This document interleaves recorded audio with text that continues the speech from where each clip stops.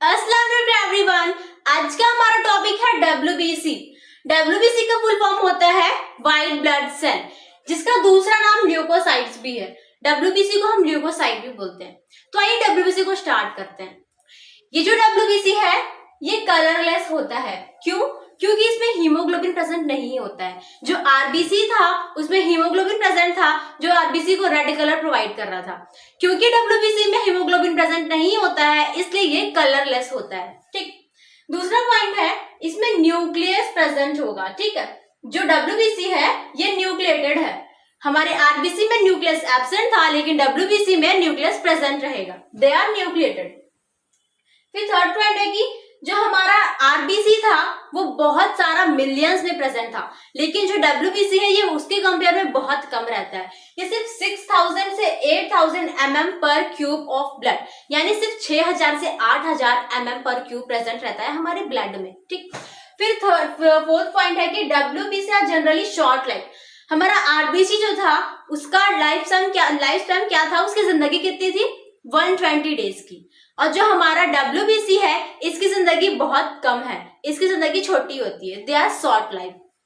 फिर हमारा फॉर्मेशन, यानी कि हमारा जो डब्ल्यूबीसी है वो बनता कहाँ है, किस में बनता है? डब्ल्यूबीसी रेड बोन मैरो में बनता है और लिम्फेटिक सिस्टम में बनता है। अब हम देखते हैं जो डब्ल्यूबीसी है ये कितनी कैटेगरी में डिवाइड है। तो डब्ल्यूबीसी दो कैटेगरी में डिवाइड है। पहला तो है ग्रैन्युलोसाइट, दूसरा है एग्रैन्युलोसाइट। ग्रैन्युलोसाइट्स का मतलब क्या है कि जब हम माइक्रोस्कोप पे देखेंगे ना तो छोटे छोटे ग्रैन्यूल्स नजर आएंगे। ग्रैन्यूल्स मतलब हम माइक्रोस्कोप पे देख रहे हैं, छोटे छोटे ऐसे ग्रैन्यूल्स नजर आएंगे। ठीक, ग्रैन्यूल्स नजर आएंगे तो वो ग्रैन्युलोसाइट है, और जिसमें ग्रैन्यूल्स नहीं नजर आएंगे वो रहेगा एग्रैन्युलोसाइट। तो ग्रैन्युलोसाइट में क्या क्या आएगा? एक है एओसिनोफिल्स, न्यूट्रोफिल्स एंड बेसोफिल्स। ठीक, इसमें आएगा 3। और एक ग्रैन्युलोसाइट में क्या है? एक है मोनोसाइट, दूसरा है लिम्फोसाइट। जितना भी फिल्स रहेगा ना, जितना भी लास्ट में फिल्स रहेगा वो आएगा ग्रैन्युलोसाइट में, और जितना साइट रहेगा मोनोसाइट लिम्फोसाइट वो आएगा एक ग्रैन्युलोसाइट में। तो अब बात कर लेते हैं फीचर के बारे में। जो डब्ल्यूबीसी है उसके जितने भी टाइप है सबके क्या क्या फीचर्स है उसको देख लेते हैं। तो जो डब्ल्यूबीसी का टाइप है लिम्फोसाइट, मोनोसाइट, इजनो, बेसो, न्यूट्रोफिल्स, ये सबका फीचर क्या क्या है एक एक करके देखते हैं। ठीक, तो पहले हम बात करेंगे ग्रैन्यूल्स के बारे में। ये जो ग्रैन्यूल्स है किसमें प्रेजेंट होगा और किसमें नहीं प्रेजेंट होगा। तो मैंने बताया था कि जो डब्ल्यूबीसी है उसका दो टाइप है, एक ग्रैन्युलोसाइट है, एक एग्रैन्युलोसाइट है। ग्रैन्युलोसाइट में आता है इजनोफिल्स, बेसोफिल्स और न्यूट्रोफिल्स। तो इसमें ग्रैन्यूल्स प्रेजेंट रहेंगे। और एग्रैन्युलो नाम से समझ में आ रहा है कि ग्रैन्यूल्स एब्सेंट होगा। उसमें आता है लिम्फोसाइट और मोनोसाइट, तो इसमें ग्रैन्यूल्स एब्सेंट होंगे। ठीक, ग्रैन्यूल्स के बारे में हमने देखा, लिम्फोसाइट, मोनोसाइट में एब्सेंट होगा, इजनो, बेसो और न्यूट्रोफिल्स में ग्रैन्यूल्स प्रेजेंट होंगे। दूसरा हम देखेंगे परसेंट के बारे में, कितना कितना परसेंट में प्रेजेंट रहेगा ये सारा डब्ल्यूबीसी का टाइप। ठीक, सबसे पहले हम देखते हैं लिम्फोसाइट के बारे में। ये जो लिम्फोसाइट है वो 20 से 25% प्रेजेंट होगा हमारे होल डब्ल्यूबीसी में। पूरे डब्ल्यूबीसी में लिम्फोसाइट 20 से 25% प्रेजेंट होगा। फिर आता है मोनोसाइट। मोनोसाइट कितना रहेगा? 6 to 8% प्रेजेंट होगा पूरे डब्ल्यूबीसी में। इजनोफिल्स 2 to 3% प्रेजेंट होगा पूरे डब्ल्यूबीसी में।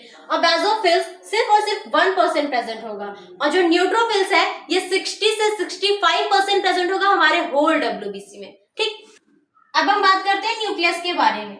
जैसा मैंने बताया था कि डब्ल्यूबीसी में न्यूक्लियस प्रेजेंट होता है, तो डब्ल्यूबीसी का जितना भी टाइप है सबका न्यूक्लियस का स्ट्रक्चर अलग अलग होगा। तो एक एक करके हम देखते हैं कि सबका न्यूक्लियस का स्ट्रक्चर कैसा है, एक एक करके देखते हैं।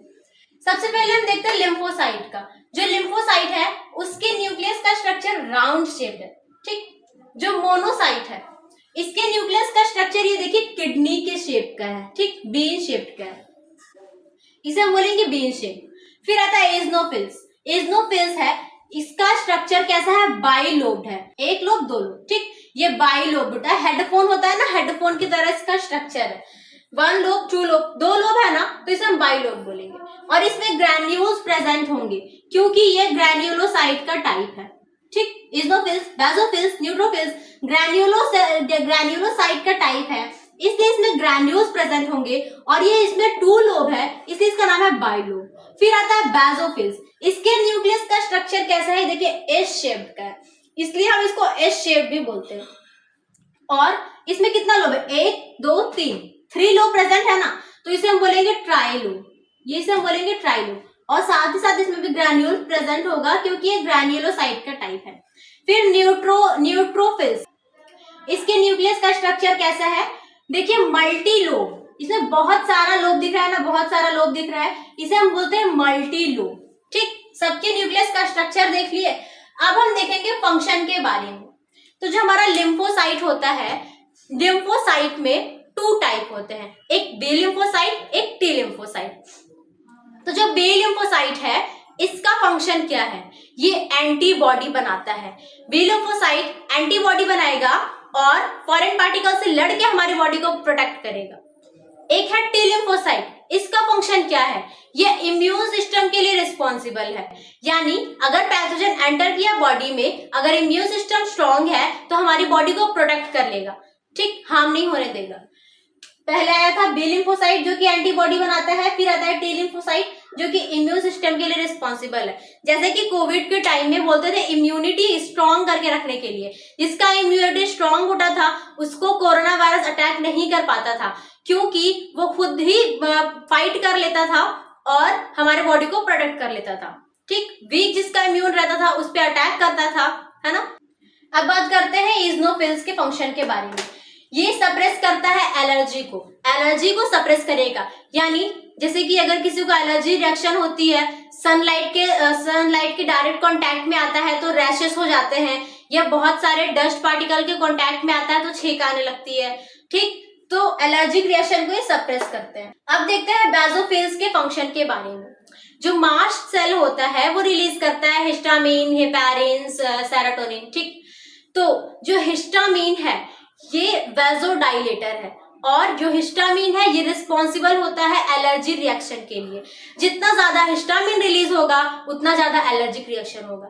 आपने कुछ नोटिस किया, जो WBC है ये एलर्जी रिएक्शन करवाता भी है और सप्रेस भी करता है, यानी कम भी करता है। जो बेसोफिल्स है इसका जो हिस्टामिन है इसका फंक्शन क्या होता है कि ये एलर्जी रिएक्शन करवाएगा, और जो इजनोफिल्स है ये एलर्जी रिएक्शन को सप्रेस करता है। ठीक है, अब हम देखते हैं, पहला हमने देख लिया हिस्टामिन, दूसरा है हिपैरिन। ये जो हिपैरिन है ये एंटीकोगुलेंट है, यानी कि ब्लड को क्लॉट होने नहीं देता है हमारी बॉडी में। ठीक, ब्लड को क्लॉट होने से रोकता है कौन, हिपैरिन। फिर आता है सेरोटोनिन। जो सेरोटोनिन है ये वेसोकॉन्स्ट्रिक्शन है, सेरोटोनिन को हम लविंग हार्मोन भी बोलते हैं। अब हम देख लेते हैं न्यूट्रोफिल्स के फंक्शन के बारे में।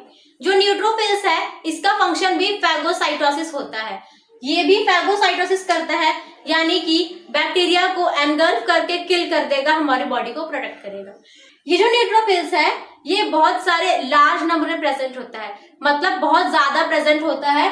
सबसे ज्यादा नंबर किसका होता है, न्यूट्रोफिल्स का होता है सारे टाइप्स में। ठीक, और जो मोनोसाइट है इसका साइज सबसे बड़ा होता है। जो मोनोसाइट है इसका भी फंक्शन क्या था, फैगोसाइटोसिस, इसका भी फंक्शन फैगोसाइटोसिस। जो मोनोसाइट है ये सबसे ज्यादा साइज में बड़ा होगा, और जो न्यूट्रोफिल्स है इसका नंबर में ज्यादा होगा। ठीक, आज के लिए इतना ही। नेक्स्ट वीडियो में हम प्लेटलेट्स के बारे में बात करेंगे।